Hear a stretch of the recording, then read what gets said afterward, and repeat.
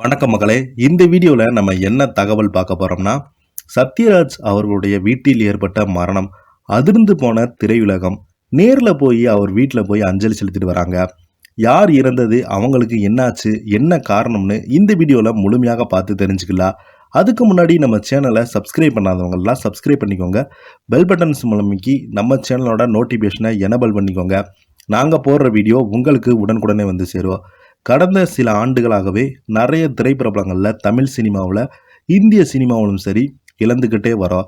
தொடர்ந்து விவேக் முதல் எஸ்பி பாலசுப்ரமணியம், இப்போது பார்த்தீங்கன்னா போன ஆண்டு நம்ம மாரிமுத்து அவர்கள், கடைசியாக ஆண்டு இறுதியில் பார்த்தீங்கன்னா நம்ம விஜயகாந்த் அவர்களை இழந்தோம். இவர்களுடைய மரணம் ஒட்டுமொத்த சினிமா துறைகள் மத்தியும் இல்லாமல் அரசியல் பிரபலங்கள் மத்தியில் மிகப்பெரிய ஒரு அதிர்ச்சியை ஏற்படுத்தியது.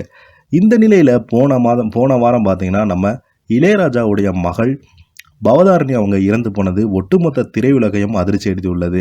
இந்த நிலையில இயக்குனர் ஒருவர் மரணமடைந்து போனது ரொம்பவே மிகப்பெரிய ஒரு அதிர்ச்சியை ஏற்படுத்தியிருக்கிறது. இயக்குனர் ஆர்த்தி குமார் அவர்கள் திடீரென மரணம்.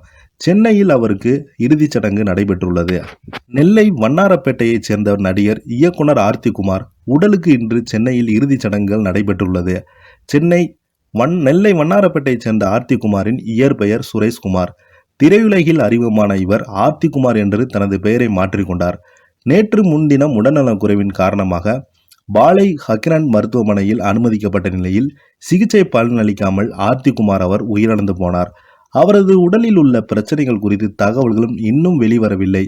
உடல் பிரேத பரிசோதனைக்கு பிறகு நேற்று சென்னை கொண்டு வரப்பட்ட நிலையில் இன்று காலை 11:30 மணி அளவுக்கு சென்னை கிழக்க தாம்பரத்தில் இறுதிச் சடங்குகள் நடைபெற உள்ளது. இவர் நடிகர் சத்யராஜ் நடித்த அழகேசன், சவுண்டு பார்ட்டி ஆகிய படங்களில் இயக்கியவர்.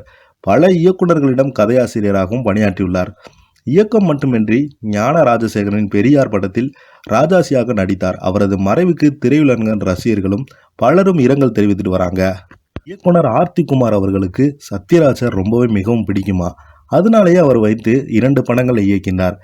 சத்யராஜ் கேட்டுக்கொண்டதற்காகவே இவர் பெரியார் திரைப்படத்தில் ராஜாசி என்ற கதாபாத்திரத்தில் நடித்து சத்யராஜுக்காகவே இந்த திரைப்படத்தில் மிக நுணுக்கமாக அந்த ராஜாஜி கேரக்டரை ஏற்று நடிச்சிருப்பாரு. அது மக்கள் மத்தியில் மிகப்பெரிய ஒரு பிரபலமாய் வந்தது. இயக்குனர் ஆர்த்தி குமார் நெல்லை வண்ணாரப்பேட்டையைச் சேர்ந்தவர். இவரது இயற்பெயர் சுரேஷ்குமார். திரையுலகில் நுழைந்த பிறகு ஆர்த்தி குமார் என்ற தனது பெயரை மாற்றிக்கொண்டார். உடல்நல காரணமாக மருத்துவமனையிலே அனுமதிக்கப்பட்டு மருத்துவர்கள் தொடர்ந்து சிகிச்சை பலனளிக்காமல் இரவு 8 மணி அளவில் உயிரிழந்தது சோகம் மிகப்பெரிய ஒரு அதிர்வை ஏற்படுத்தியிருக்கிறது. தொடர்ந்து இவருக்கு பார்த்தீங்கன்னா கவுண்டமணி, சத்யராஜ் போன்ற மிகப்பெரிய ஒரு பிரபலங்கள் எல்லாமே இவர் உடலுக்கு அஞ்சலி செலுத்திட்டு வராங்க. இயக்குனராக இவர் நிறைய திரைப்படங்களை இயக்கி நல்ல வரவேற்பு பெற்று வருகிறது. இவருடைய திரைப்படங்கள் எல்லாமே இப்போது வரைக்கும் இவர் காமெடிக்கென்றே தனி ரசிகர் கூட்டம் இருக்கு இவருடைய திரைப்படத்திற்காக. இந்த வீடியோ உங்களுக்கு பிடிச்சிருந்தா லைக் பண்ணுங்க, ஷேர் பண்ணுங்க, கமெண்ட் பண்ணுங்க. மறக்காம நம்ம சேனலை சப்ஸ்கிரைப் பண்ணிக்கோங்க. நன்றி, வணக்கம்.